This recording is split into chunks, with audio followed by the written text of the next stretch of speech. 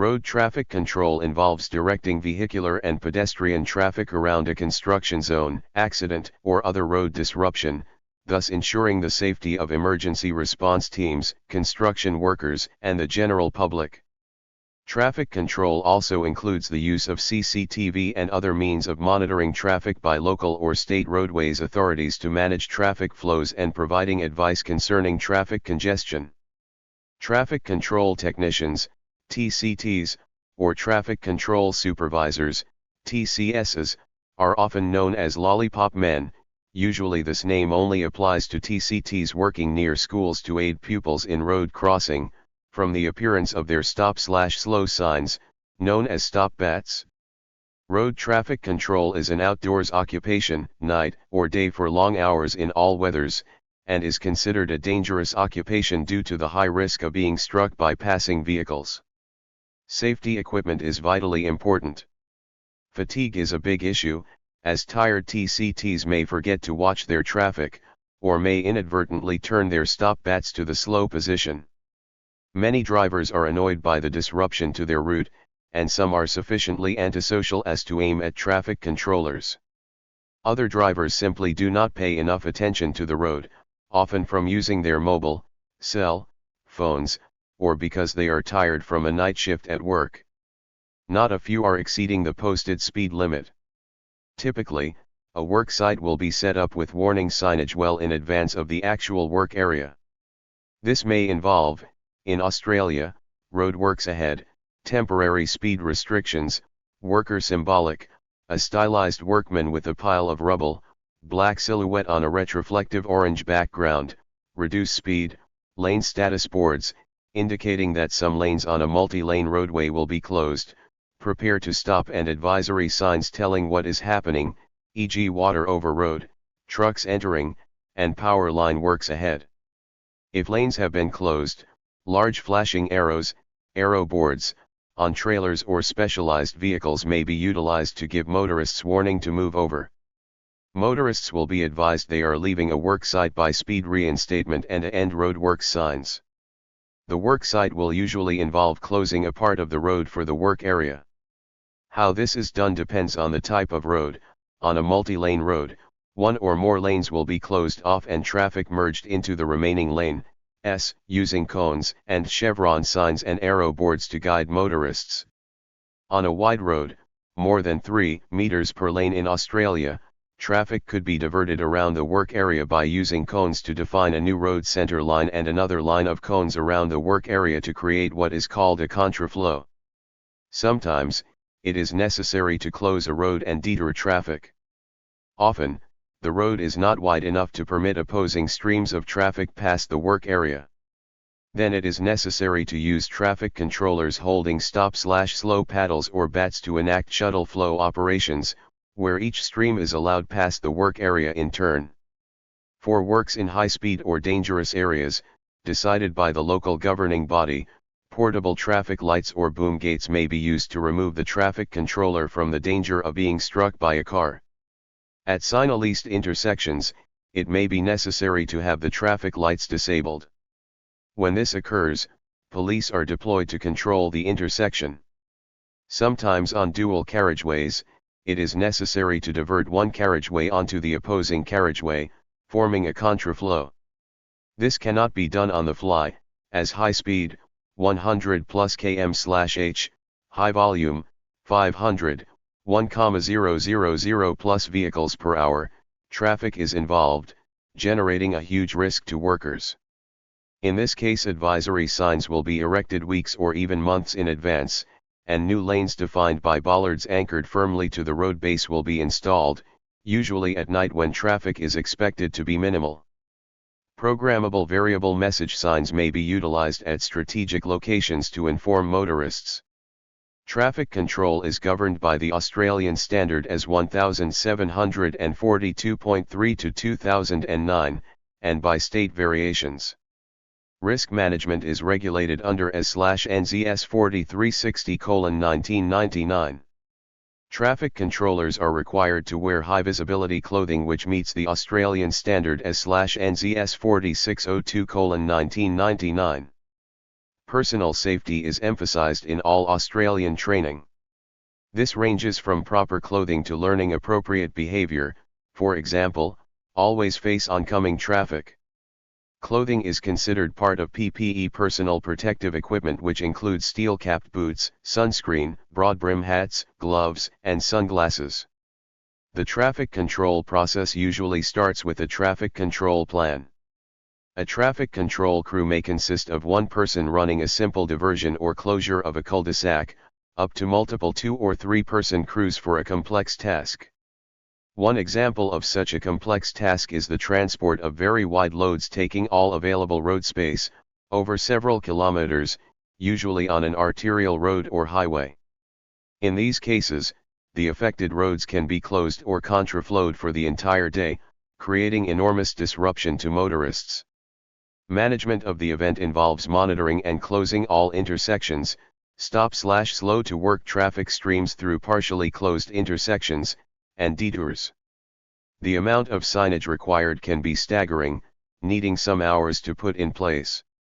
Normally a single 2-person crew with 1 ute is sufficient for most jobs. Not all TCS are employed by dedicated traffic management companies. Many construction companies and government authorities employ their own traffic management. In these cases, TCS will work in other capacities when traffic management is not required. Traffic control is generally not seen as a career for young people, but rather as a stopgap while something better is sought.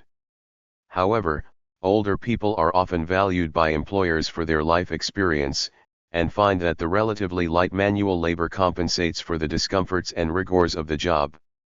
There is a career path, but it is dictated by one's own ability and willingness to work. Accreditation course standards and variations to the Australian standards are regulated by Main Roads Western Australia, MRWA, part of the Ministry of Planning and Infrastructure. In Western Australia, use of the stop/slow bat is authorised under Regulation 83 of the Road Traffic Code 2000. It is an offence to disobey a traffic controller's bat, punishable by 3 demerit points and 3 penalty units, about $1.75. Other states have similar provisions. Traffic controllers must be accredited in Basic Worksite Traffic Management BCC 3028A and the Worksite Traffic Controller Course BCC 1014A. These qualifications must be renewed after 3 years, and a refresher course is necessary. The courses take about 4 hours each, and are designed as inductions to on-the-job training. The Advanced Worksite Traffic Management, AWTM, requires 2 years' experience as a qualified TC as a minimum prerequisite, and must also be renewed after 3 years. Roadworks traffic managers can be accredited with a minimum of 5 years' experience, current Road Safety Auditor accreditation and current AWTM accreditation. This qualification is also valid for 3 years. All employers require drug screening at least annually and often randomly, and many others require daily blood/alcohol tests, some require police clearance checks. Zero tolerance is universal. Traffic controllers are usually employed on a casual basis, with wages around $1.16 to $1.25 per hour. In British Columbia, WorkSafe BC regulates the training of traffic control persons, TCPs, stating that TCPs must be trained in a manner acceptable to the board. This ensures a high level of training for this high-risk occupation. Currently, the only acceptable course in the province is a 2-day session which includes theory and practical components.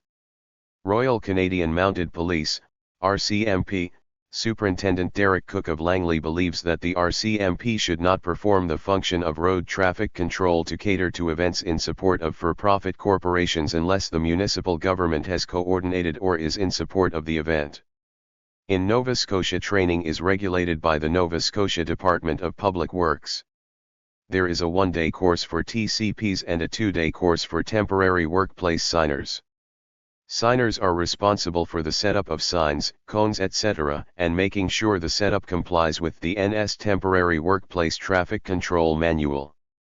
All flag persons or traffic control persons, TCP, in Newfoundland and Labrador are now required to complete a TCP training course approved by the Workplace Health, Safety, and Compensation Commission. Proper traffic control is critical for the safety of workers, drivers, and the general public. Without training by a commission-approved training provider, workers are not permitted to work as a TCP on our province's roads.